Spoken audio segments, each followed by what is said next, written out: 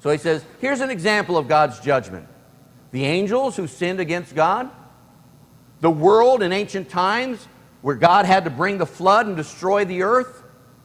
And he says, here's a third example of God's judgment in verse 6, and that is the sinful cities of Sodom and Gomorrah.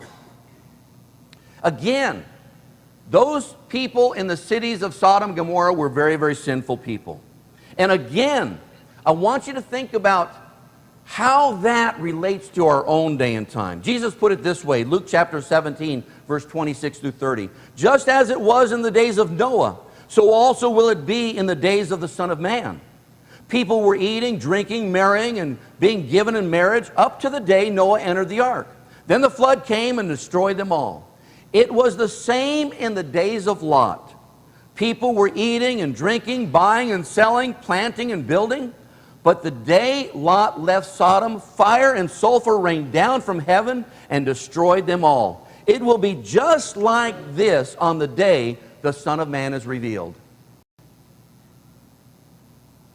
It will be the same how? Well, I think it'll be the same with the kind of corruption and violence and wickedness and sinfulness, and we see that escalating in our own day and time. But here's something else that I think it's going to be the same. You see, in the days of Noah, God told Noah, I want you to build this ark, and for the next 120 years, Noah went out and he preached to the people and warned them that God was going to judge the earth, to try to help them prepare for God's judgment. Guess what they did? They didn't listen. They could care less. So God brought the flood, and what happened? They were all destroyed. Why? Because they didn't listen. Same thing in the days of Lot. When Lot was there in the city of Sodom and Gomorrah, Lot went out into the city and tried to warn the people that God's judgment was going to be rained down on those cities. But what happened?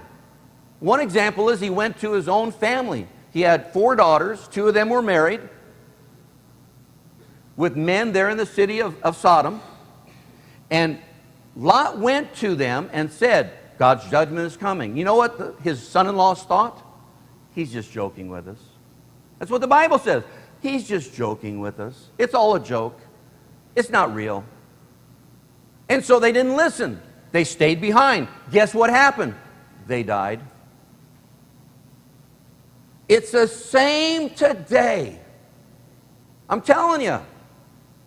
From my perspective, and I'm looking out at the world today, and I hear preachers and pastors and Bible teachers and Christians talking about their need to accept Jesus Christ, and guess what people are doing? Who's Jesus? Who cares? We're just going to keep living our life the way we want. Guess what? It's just a bunch of bunk. Don't believe that stupid stuff. It's coming.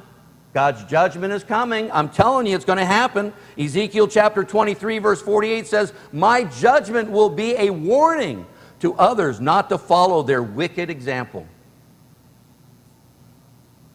All of that applies to our own day and time. In spite of God's judgment, people wouldn't listen. In spite of what Noah tried to tell people, they wouldn't listen. In spite of what Lot told people, they wouldn't listen. I'm telling you stuff right now, and you're going to go home and you're going to live your life. Some of you are going to live your life the way you've been living your life and not even listen. I'm just saying. It's not going to even make an impact on you. But I want you to know God's judgment is coming. It's real.